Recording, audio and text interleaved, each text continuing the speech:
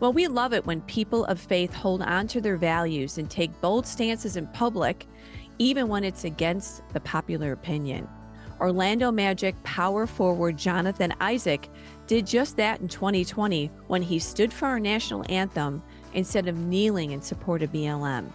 Well, Jonathan joins us today to talk about his family, his faith, standing up when it counts, and his new business venture. Stay with us. Welcome to the Moms for America podcast. Each week, special guests tackle the issues facing the moms of America today. Discussions include personal stories and advice on how moms can build a strong foundation of faith, family, and freedom in their homes and country. Hi, moms. I'm Debbie Krolitis, your host, and thank you once again for joining us this week. We love our mamas. Right here at the top of the show, I do want to remind you to like, subscribe, and share. We are getting censored, so please share the podcast with your friends in your circle. I mean, we have a great podcast coming up with Jonathan Isaac. This is going to be something for every mama to share, especially with their kids. What a beautiful testimony this guy has. Also, here at the top of the show, I always want to make sure that everyone has joined our family here at Moms for America. We are an incredible movement of moms all across the country, uniting together for faith, family, freedom, and the Constitution. So check us out at momsforamerica.us. We have some incredible resources, information for you as a mama to use in your home, in your neighborhood, in your community, and of course, here in your country. Also, if you have any feedback for the podcast here, would you email me at podcast@momsforamerica.net? I would love to hear from you, get your feedback and any suggested topics that you may like for us to cover here on the podcast. So go ahead, email me there at podcast@momsforamerica.net. All right, on to today's program. Jonathan Isaac is a husband, a father, author, speaker, and as I've already mentioned in the open, he is a power forward for the Orlando Magic. In 2017, Jonathan was selected 6th overall by the Magic in the NBA draft. As a man of faith, Jonathan believes that God is the only answer to the world's pain and division. Therefore, in July 2020, he could not support the NBA's league-wide demonstration in support for Black Lives Matter by kneeling during the national anthem. He stood, and he stood while his entire team knelt. That's the kind of courage we don't often see today. Well, welcome, Jonathan, to the Moms for America podcast. We are so glad to have you. Thank you so much for having me. I really appreciate it. Oh, you have a great story. I cannot wait to get into this because you took a stand and you stood for your values in America and all the great things that we're all trying to do on a daily basis. But before we get there, can you tell us a little bit about your family? We like to meet your family over there. Yeah, absolutely. So I have my immediate family, which is kind of both, right? Your personal family and then the family that's growing right now. So I am married. I've been married for 2 years now. We just celebrated our anniversary on the 18th. Congratulations. And, our daughter turns 5 months tomorrow. So that's our first baby. Her name is Naomi. Super excited about that. And then my kind of, personal family, I have 4 brothers, 1 sister, a half brother and a half sister. My dad is in New York. My mom is in Naples, Florida. So not too far from me in Orlando. And my siblings are all kind of spread out. I've got 2 little brothers that are still in Orlando, still in Naples with my mom. And yeah, that's about it. Right. Well, nice to meet your family and love. How about that being a daddy? Isn't that something, huh? It is. There really is no words. People talk about it to prepare you for it, but it really is insane when you really get to, just hold your baby and see the progression, how fast they're growing up. She's getting so big already. She's going to be super, super tall, like her dad and mom. So we're so excited and just looking forward to the future. Yeah. Well, congratulations to you and your wife. That's so wonderful. Nothing like a baby and starting that family. So maybe we could just start out a little bit. A lot of our moms know about you and some maybe not. So I want to kind of get them up to speed and a little bit about kind of like your personal testimony.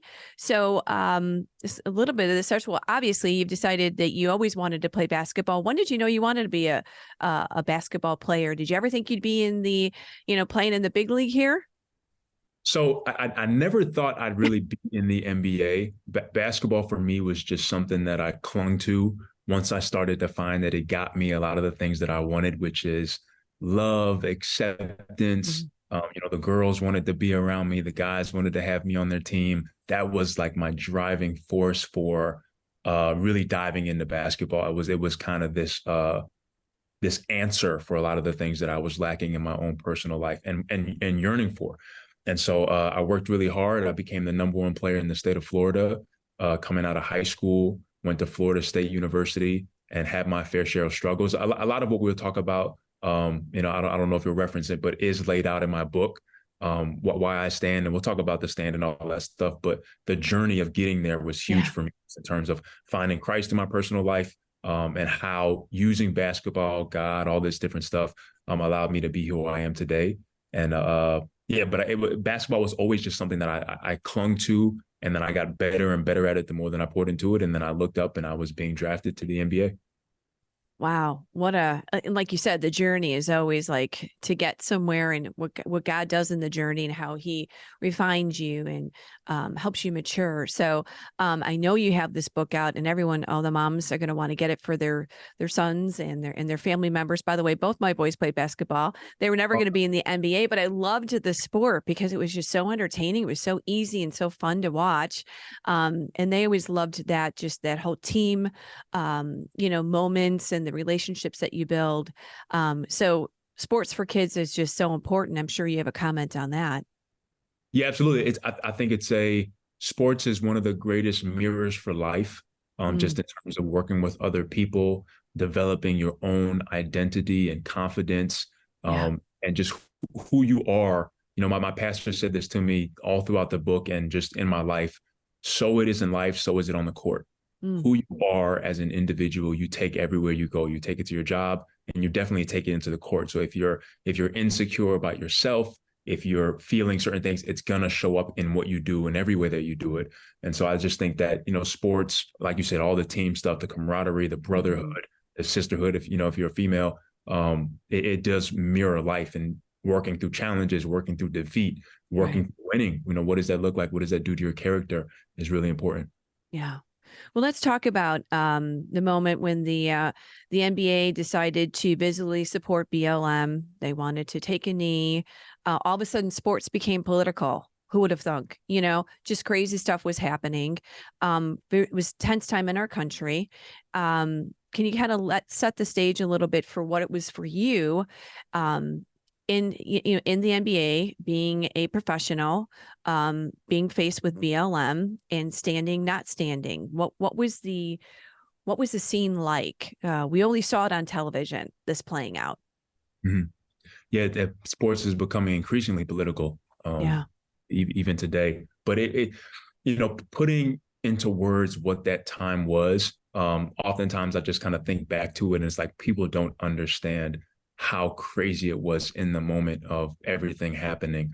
Obviously you have the tragic death of George Floyd and how all of that worked out. You have the rise of BLM and the Black Lives Matter organization, just kind of taking the world by storm in a sense.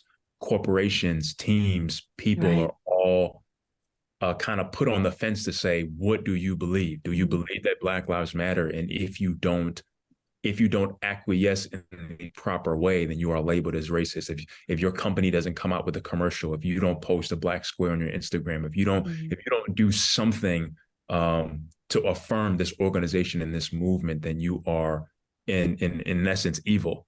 And that was the early onset of that was one of the things that rubbed me the wrong way.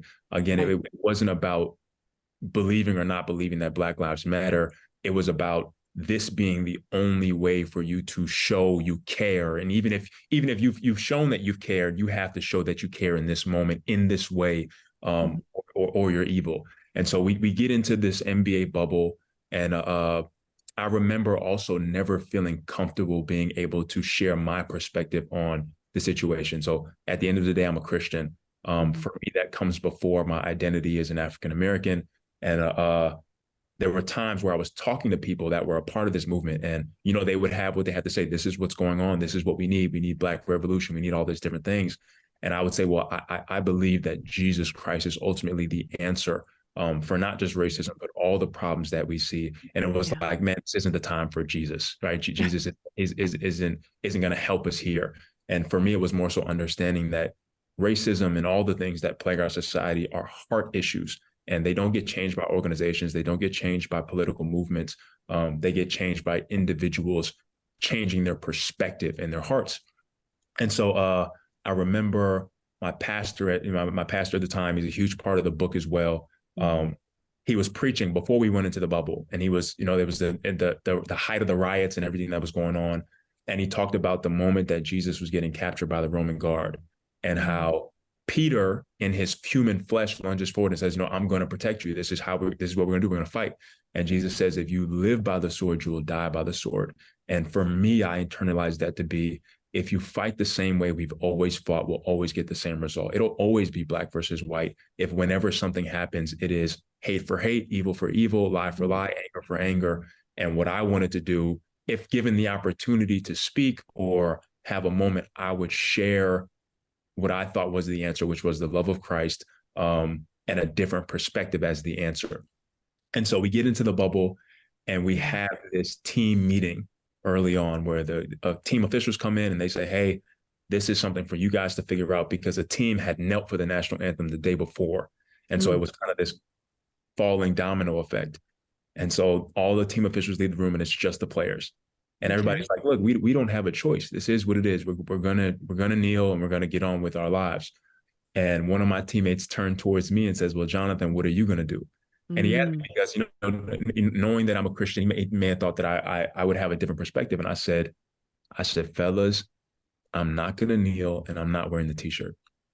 And just chaos erupts. Oh my gosh, here we go with the Jesus stuff, all this. Oh, so there's chaos. There's chaos in the room. Okay. Everyone's upset. And it kind of just dies out to, look, at the end of the day, Jonathan is going to do what Jonathan wants to do. And that's it. And so it's now the night before we play the next day. And so I'm on the phone with my pastor, and I'm telling him, look, I don't think you understand how big this is going to be. I'm going to be name called. I'm going to be a sellout. I'm going to be a coon and Uncle Tom, all these different things that, my personal character is going to be attacked from this. You could feel it coming. I could feel it. And just knowing, people were getting canceled left and right and whatnot. Right. Oh yeah. It was very tense. I hadn't signed my contract yet. So I was up for a contract extension the next, that summer after the bubble. And so that was in the back of my mind as well. Like, is this a stand that I want to take right now? And my pastor said to me on the phone, he said, you cannot stand for God and God not stand for you. And I was like, give it a chance. See what God's going to do in this situation, huh? I'll do it. We get to the next day. I asked the team manager, hey, is there any other shirt that I could wear a warm up outside of the BLM? No, that's the only thing that we have. Okay, then I'll just be in my jersey. So we get there. The moment happens, everybody's kneeling, and I'm just standing and I'm praying. I'm praying to myself, just saying, God, purify my motives. Let this be about you, and just lifting up your name and offering a different solution. It ends, we play a great game. We win. I get to the press conference. It's, do you even believe that Black Lives Matter? All these different things. And for me, that was like, that's the problem. When did this go from a symbol of, caring about Black lives to an order that if you don't do this in this way, then you don't care about Black lives at all, even if you are Black. Right. And so I said, hey, I recognize the problem. I'm not saying there's not a problem. I just believe that there's a different solution. I believe that we all fall short of God's glory. And if we are going to be throwing stones at an individual or an entire race for that matter, then we're throwing stones from a glass house. And if we could choose to love in this moment, even our enemies, even people that don't like us, then we could have real change at the end of the day. And on both sides, both ways. That's right. So, what a beautiful opportunity. I mean, did it take everything you could? I mean, talk about the ultimate peer pressure. This is like all I could think of is the ultimate peer pressure, but you knew what you were called to do. It was bigger than you. It was bigger than you. Exactly. It was. I knew even with all of the arguments, even with all of the things in the back of my head about what could go wrong, it Right. always came back to, I know that this is the right thing to do. I know that, I'm not in this position for no reason. And I try my best to just almost die to myself. The Bible says, he who finds his life will lose it, and he who loses his life for my sake will find it. And I'm understanding more and more today that that was a moment of losing my life for the sake of the name of Christ. And I was able to sign my contract. I was able to write a book about it. I was able to do all these things. And I believe that God has continued to favor me throughout the process. And even just to touch on the peer pressure a little bit, then after the game, the next day we have a team only meeting. And so this is a team call meeting. And so we're on the bus heading to the hotel, and I get a text message to my phone, hey, team only meeting when we get to the hotel. We're getting off the bus. One of my teammates taps me and is like, hey, just a heads up, this is about you. We get into the team meeting and they're like, oh my gosh, you're hijacking the movement. You're making this about you. We have to answer questions about you, all these different things.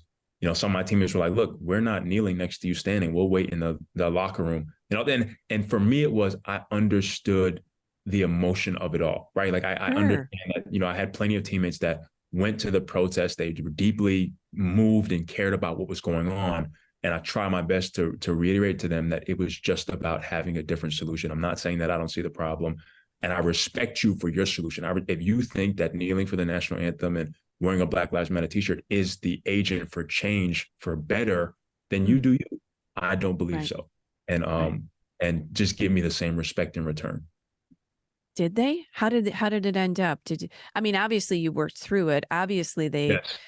Everybody has to agree to disagree. And like you're saying, you weren't shaming them, they shouldn't shame you. And everyone really does have to go by their own conviction. And we have to stand up for our faith or our convictions or our families or our country at every corner, our homes, our kids. This is what we do as parents, as dads, as Americans.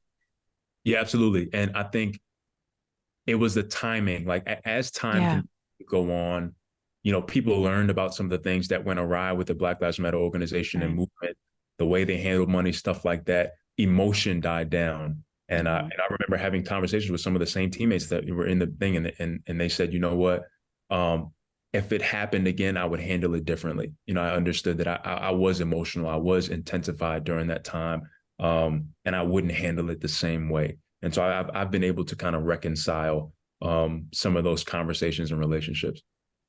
Wow.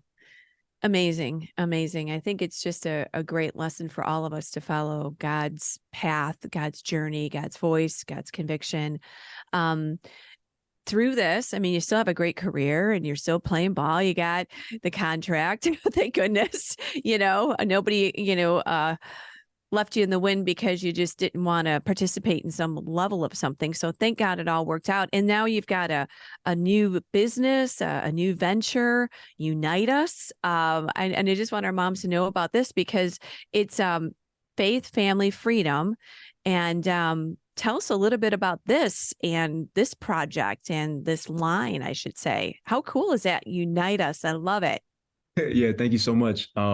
Unitas is like my baby, man. It's like on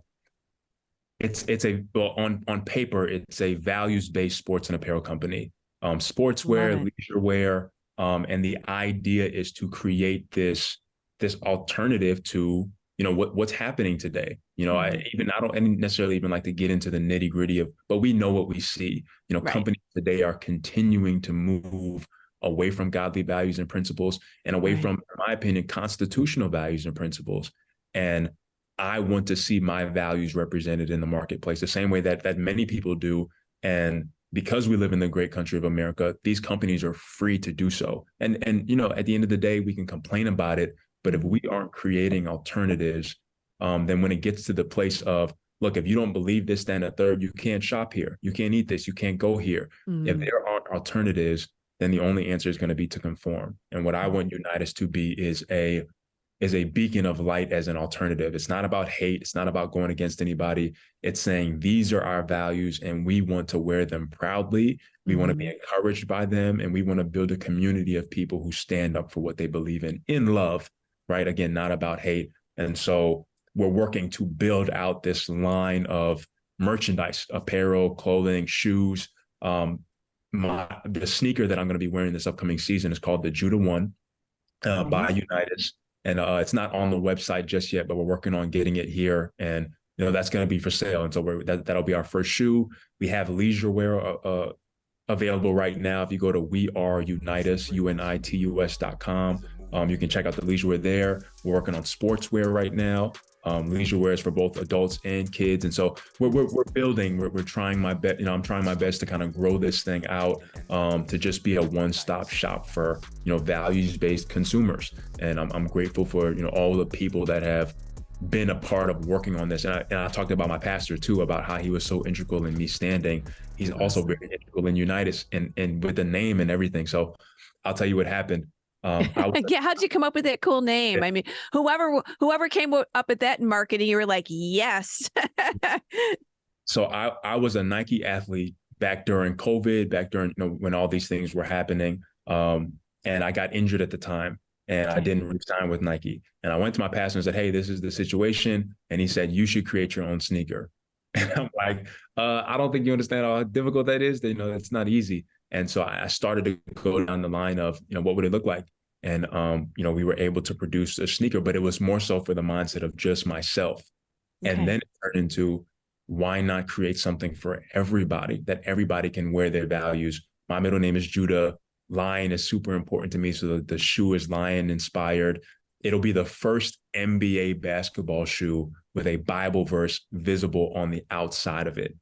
Come on, I love this. There are 5 colorways. Each colorway has its own Bible verse that coincides with the name of the shoe. And so I'm excited about that. We just got clearance from the NBA that all 5 are good to go. And I was talking to my pastor, and he said, "Hey, I was at the altar today, and one of the things that we have at our altar is the Ark of the Covenant, and how the cherubims are kind of pointed with the wings to the center of the flame." And he said that he said a prayer, "God, unite us. Unitus is one." And he said, "Unitus, Unitus." He was like, "Jonathan, you need to name this thing Unitus." I was like, at the altar, it came to him. I love it. I love it. It is so great. Absolutely. And so even the logo that I've got right here on my chest is inspired by the Ark of the Covenant. Instead of the wings being pointing in, they're pointing out, and the fire's in the middle. And so again, it's just about giving people an alternative. And I want people to be encouraged by the values that they hold, and if they won't be celebrated by outside forces, then we can celebrate them ourselves. Well, there is we do this a lot now, the power of the purse. We as moms in our homes, we spend a lot of money on products and clothing or shoes, and if a company doesn't, embrace our values, we would rather not maybe participate with, paying everybody's paycheck over there. We would like alternatives as moms and dads that believe in, freedom and faith. And it's really refreshing to go to a place that embraces those principles and to spend our money on products that are like-minded. So this is a great alternative. I think everybody's looking for alternatives now. Don't you think so? Absolutely. I'm looking for it. And my wife is looking for it in our own household. You talked about, women and moms and wives, they shop a lot. And we do. I drop a hint to every now and then. Okay, this is enough, all the Amazon boxes at our place. But yeah, you absolutely, they shop a lot. And she's even saying that she's being more mindful about what she's buying, how she's shopping, because of the way that the world is moving in. And so it's unfortunate. Yeah. It used to be that it didn't matter. It didn't matter what the people believed at the place that you were shopping. They were just offering a service. Right. But today we're moving into a time where the people who are working for these, they have the power, be it like we saw, be it Twitter, be it all these different things, be it news outlets. They have the power to undermine the fabric of society. They have the power to influence people in certain ways. And so as we give them our money, we are co-signing their message and what it is that they believe. And so I think it's important to lead with our values, lead with them on our sleeve, and create alternatives. And it's so true, because we just really have to be more aware now, because there's all this messaging that is coming with companies. It's like you said, nobody ever cared what Nike did or what Adidas did or whatever. We didn't care Starbucks. We didn't care this, but you've made everybody have to care about Right. your principles or your agenda. We just want to get a cup of coffee. We just want to buy a gym shoe. But all of a sudden we have got to embrace all this ideology or things that we're not comfortable with. And we just don't want to do that anymore. The culture's changing so much. We just want to spend our money and we want to support freedom loving companies and businesses. And that's really what does freedom mean to you? I mean, you talk about this with your company, and I'd love to hear your take on freedom from your perspective. I think it's freedom is, even sometimes in this context, it is tough to talk about because a lot of people want their cake and to eat it too, right? We want to be free, but sometimes we don't want other people who have differing values and ideals to be as free as we are. And that's on both sides. And so for me, at the end of the day, free in America's context is you are free to do what it is that you want to do unless you are harming other people, harming children, minors, people that can't defend themselves. And we defend the right for you to be able to do it, whether we agree with it or not. And so I think freedom is these companies are allowed to go in the direction that they're going in. Yes, we can complain. Yes, we can come together and find ways to kind of work around the situation or work around what it is that they're doing. But at the end of the day, they're free to do so. And so for me, freedom is Unitus. Freedom is creating. Freedom is a basketball player saying, hey, these are the values that I uphold and I have the means to create something. So I'm going to. That's what freedom means to me. Freedom of religion, freedom of press, freedom, all the things that are baked into our Constitution. Yeah, our great Constitution. Exactly. The book. So did you ever think you'd write a book? Do you ever think you'd have, I mean, this has got to be crazy too. Congratulations on this as well. Absolutely not. I'll tell you, like the book is called Why I Stand. Yeah. I never in a million years, and it's one of the things about God, and one of the things that my pastor talks about frequently is just that we don't know who we are until we allow God to lead us into who we are. And so before I found Christ, I was already in the NBA. I was a rookie. I got drafted, and I wasn't walking with Christ. All I did was basketball, video games, party, and smoke. That was my life for the most part.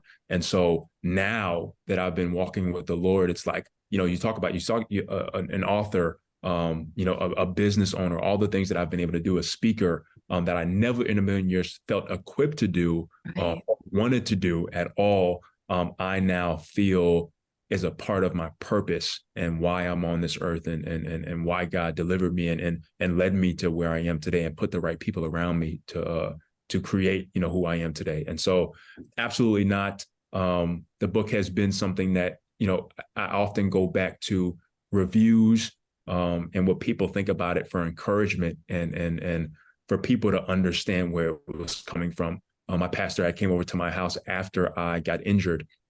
And he said to me, people know your stand, but they don't know your story. You need to write a book. And I love that. I This pastor is so good. I'll tell you, if you read the book, his name is Dr. Duran Hepburn. I call him Doc, pastor at Bishop at Jump Ministries Global Church here in Orlando. It's where I go to church. It's where I met my wife. I'm telling you, read the book and you will absolutely, people love him in the book more than they love anything else about, like, who is that pastor? But yeah, it's just the story for me is, well, the stand for me is secondary. The truth of the story is that a young man that struggled his entire life with fitting in, finding love, struggled with self-insecurity, fear, anxiety. God's intervention and leading caused him to become a man willing to stand up for what he believes in, even if he's standing alone. And so a lot of people didn't know this before the book. Even though I was the number one player in the state of Florida and I was attending Florida State University, I was on anxiety medication to play. My teammates didn't know. My family didn't know. It was one coach and one trainer knew what I was struggling with behind the scenes. I never felt like I was able to live up to the plate of big man on campus and leading a team and all these different things. And I always felt like if I didn't play well, I would lose the love that I had garnered from playing well. And so I was always in this limbo of playing for acceptance, playing for identity, playing for value. And it wasn't until meeting my pastor and walking through that story of circumstances where I was able to find my identity in Christ and develop a level of confidence and develop a level of identity and knowing who I am and what God says about me. That was a part of leading me to stand up for what I believe in, even though I was alone. Yeah. What a beautiful testimony. And you said you met your wife at church. That's got to be, want to tell us that story really quick? Yes. I'm giving away the stuff. I'm giving away the stuff from the book, but it's inside of a bigger story. And so I'll tell you a little bit of the story about the pastor, and I'll try my best to condense it because it is a lengthy one. I get to Orlando. I'm living my life. I'm having my fun, and I meet this guy on an elevator, and he says to me, "I can tell you how to be great." And I said, "How?" And he said, "You have to know Jesus."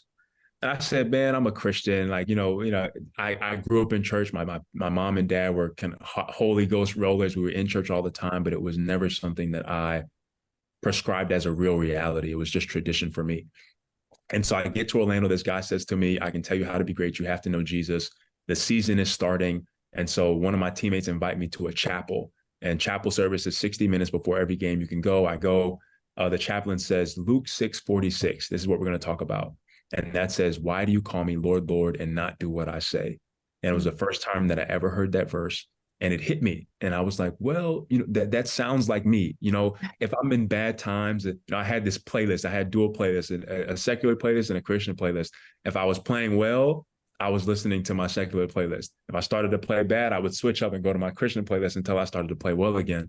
And so I had this idea of some sort of a reverence for God, some sort of an understanding of these are the right things that I should be doing, even though I'm not doing it. But I never truly cared much about what Jesus had to say. It was just about this cloak of Christianity. It is what it is. You kind of tuck it in your back pocket and you go. And so meet him on the elevator. I go to this chapel and I start to question myself. I start to say, you know what? I want to find out if this Christian thing, is real at the end of the day. I started to dive into Christian apologetics. And I start seeing the guy from the elevator all the time in the parking garage, in the front of the building. And he says to me, come go to lunch with me. And I'm thinking to myself, I do not want to go to lunch with you. I don't even know who you are. And so I say to him, look, if I see you one more time, I'll go to lunch with you. The next day, I see him. We go to lunch, and the lunch is fine. We leave the lunch, and I say, okay, I never have to see this guy again. Well, I'm getting somewhere. And then my high school trainer that I played, kind of brought me up playing basketball, comes to Orlando, and he says, we should go watch a movie. We go watch a Christian movie. The movie's awful. It's awful. We leave the movie halfway through. We go watch the war. It's important because I'm at the movie theater for like 4 hours now. I go to the movie theater. We're getting ready to leave the movie theater, and he says to me, "Where are you at with God?" And I'm like, "Oh man, I'm seeking. I'm trying to figure things out. I'm reading. I'm watching videos. I'm trying to figure it out." And he says to me, "If you knock, the door will be answered to you. You ask, you're gonna find." So I go to leave the movie theater that night, and I'm turning down this street. I'm making a right, and there's a car that's making a left onto the street that I'm turning off of. And so our cars kind of meet like that, and I can see who's in the window, and he can see me. It's the guy from the elevator. Oh, come on. It's super late at night. You're like, God, I get it. I get it. I get it. I roll down the elevator. I roll down the window. The window? Yes. And I'm like, you, me, we're going to breakfast tomorrow. Me and you. And I'm driving home and I'm like, okay, God, okay, you want this guy in my life. I don't know why. Fast forward, we go to breakfast. I'm telling him about this idea that I have to feed the homeless. It's around November, Thanksgiving time. And I'm like, I'm going to pass out a bunch of burgers to the homeless, trying to show him how Christian I am. And he says to me, you can't do that. If you're going to feed people, you have to feed people correctly. And he says, I have a catering company. If you buy the food, I will have my people cook it and we'll actually do something for the homeless. I say, deal. I'm following him to Sam's Club and I'm saying to myself the entire ride, what are you doing? You don't know who this guy is. We get to Sam's Club. I buy the food. Some people come and grab it. They take it. I say to myself, look, I just fed this guy's family for a year. I'm never going to see him again. That weekend, he texts me an address. And I go to the address and there's a line of 200 homeless people in this plaza. And I get in line. I put my hairnet on. There's a young lady standing next to me in the line. She's also serving food. That's my wife today. Oh, that's where I meet her. I got chills. I love it. That's where I meet her. So we serve the food. I was injured at the time as well. I had injured my ankle. They asked to pray over my ankle. And I remember going home that night just thinking like, this all is, it's too perfect. Like God has to be ordering my footsteps in some type of way. And it was the love thing for me. I was so used to working for love and feeling like I was always unworthy of God's love because of the way that I was living. And it was like, God, you're still ordering my footsteps. You're still looking out for me in the midst of me living the way that I'm living. And I remember I got down on the side of my bed for the first time since I had been in Orlando. And I said the prayer that I remember from youth group. God, come into my heart, be Lord of my life, all this different stuff. And then I start hanging out with the guy from the elevator more. I'm like, hey, let's hang out, let's go do something. And finally, he invites me to church. And I say to him, look, if you are cool, your pastor has to be cool. And I said that because I had something with pastors in my heart when I was at Florida State. Because I was dealing with the anxiety, I started to go to church with one of the trainers. And I was going to the church, I was enjoying it. And then there was this scandal that happened. And that was all I needed for an excuse in my own heart. At the end of the day, we all fall short of God's glory. But it was like, for me, it was like, hey, I'm done. Like, this is it. Like, I don't ever have to go to church again. Easy out. Easy out. And so I said, look, if you're cool, your pastor has to be cool. I go to the church, they introduce the pastor, and it's him. It's the guy from the elevator. So they introduced this is so crazy. Crazy. Like, what is going on? It's so right. That was 6 years ago. And I've been going to the church ever since. My pastor's been mentoring me. I was friends with a young lady for a year, dated her for a year, got engaged and got married. And never looking back. That's the story of my kind of coming to Jesus. It's all laid out in the book in very much more detail. Right. That's the story. Wow. What an incredible story. And, so many people have these stories where you're just like, this is too perfect because God is putting all the pieces. You don't see it along the way. You don't know where the journey is leading you, but it's like perfect. And if it's not somebody in the elevator, or it's not somebody in the car, or it's not somebody, but God brings those people into our lives and they speak to us and they're part of watering the seed and helping us grow. Wow. What a testimony. What a testimony. Absolutely. I love it. Well, your book, your clothesline, these are great things for the holidays. So I know our moms are going to want to get the books for their kids, their sons, their family members. Check out the clothing line, Unitus. How fun is that? We'll do some shopping for the holiday that's coming up soon. Closing comments to the young people that are listening. What would you say to this culture about standing and following? This is same thing here, Jonathan. I go out and I speak and I'll say, listen, this is Moms for America, but this is my opinion here is, Debbie, you've got to get your family together in church. You've got to have a faith in your home because that's got to be the foundation. And I really feel like that's just oozing through you. That's what changed your life, clearly. Yes, absolutely. 1,000%. I would say to young people and the young at heart, I would say to them that what I have learned is that courage is not the absence of fear. And for me, for so long, struggling with fear, struggling with anxiety, I always felt bad about being fearful.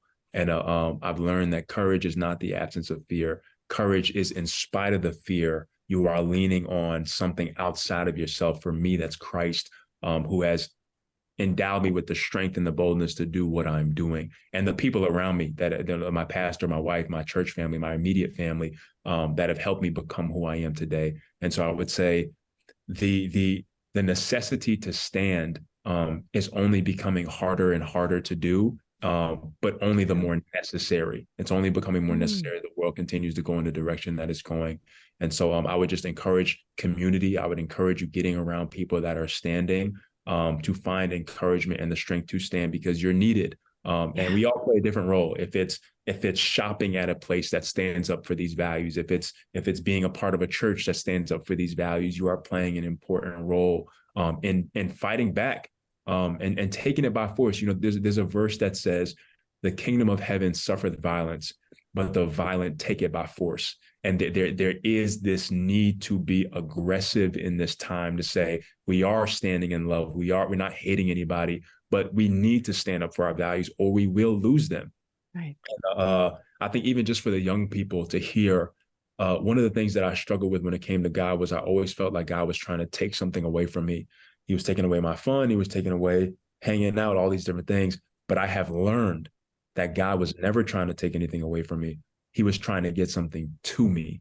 And Beautiful. now even when I think about my wife, it was like, if I continued to go in the direction that I was going in, which was, a bunch of girls, all these different things, God wasn't trying to take all the girls away from me. He was trying to get me the woman who was going to help create who I am today, and give me a family and be a mother to my children. He wasn't trying to take it. He was trying to get something to me. God is not trying to take your life. He's trying to give you the life that you actually ultimately desire, in your heart of hearts. And so that's what I would say. I would encourage kids to, in this time, not run away from God. God is not spooky. He's not scary. He has your best interest at heart. And if you put him first in your life will get better. And you will see him throughout the fabric of your life. And then for the adults, continue to stand, continue to be a representation to your kids. And let's take it by force. And I loved that line. Amen to everything you said, by the way. And I loved that line too. Find others that you can stand with. Yes. Like, you need that team. You need that community. You need that, and you need that foundation. Wow. I got to get the book. I don't have it yet, but I'm going to have that on my wish list here for Christmas for my boys. And just so proud of you. I mean, I got the mama proud happening here. I'm just so proud of you and what you're doing and what you've allowed God to do and taking a stand for it all. Super cool. Say hi to your wife for us and give that baby a hug and a kiss. I bet you she's just absolutely beautiful. Thank you so much. I really appreciate it. All right. Thank you, Jonathan. All right. Wow, what great words of encouragement. Thank you again, Jonathan. Thank you for being a role model and a mentor for our kids. And thank you for speaking up and just really being a beacon of light in today's culture. We really appreciate it. Again, you can get a copy of Jonathan's book, Why I Stand, online wherever books are sold. And then, of course, you can get weareunitus.com. So you can go ahead and shop his clothing line, sports clothing line. I know I'm going to check it out for the holidays. Great place for us to spend our money and a great book for us to share with our kids and friends and family. So super cool. Thanks again, Jonathan. We here at Moms for America, we do love supporting companies that reflect our principles of faith, family, and freedom. So this is on our list here at Moms for America for shopping this holiday season. Okay, moms, I do want to encourage you just one last time to stop by momsforamerica.us, sign up for our newsletter too if you haven't. That's another way for us to communicate with you, share all of our upcoming events, our resources, our webinars, our books, our programs, all the fun stuff. Please sign up for our newsletter. We've got a great blog that comes out every week. So all kinds of incredible stuff. And we do that through our newsletter. Speaking of faith, family, and freedom, our signature program is our cottage meetings. We always do a quick shout out for this. You can check this out again on our website. It's 12 lessons that will inspire you on the principles of liberty. They educate you about America's amazing heritage so that you can teach those principles of liberty and freedom, right here in your home, right here to your kids. And then, of course, share those in your community and make a difference in your neighborhood. This program, along with many of our other programs, again, are on our website. We say here at Moms for America, we have everything to help you on your journey through motherhood, whether it's information about parental rights or public policy, whether it's what you can teach at the kitchen table to your kids or what's happening with legislation, in Congress. We have it all. One of the things we always say too is every issue is a mom issue. So we do cover it all and we are here to help support you, Mom. It's a tough culture, but we're all surrounding each other and we are all supporting each other. We say this every week. We believe that liberty begins at home and that you moms are truly the heartbeat of America and that because of you fighting for your kids and fighting for your country, there is hope. There is hope. So keep fighting, moms. Also, we do want to just remind you to share this podcast with your friends. What a great, inspiring discussion with Jonathan. I just loved it. What a guy. So share this with your mom friends. We are getting censored, so please share it out there. And I will see you back here next week, right, for another informative and inspiring episode here on the Moms for America podcast. And moms, as always, let's keep changing our world one home at a time. And we'll talk to you soon.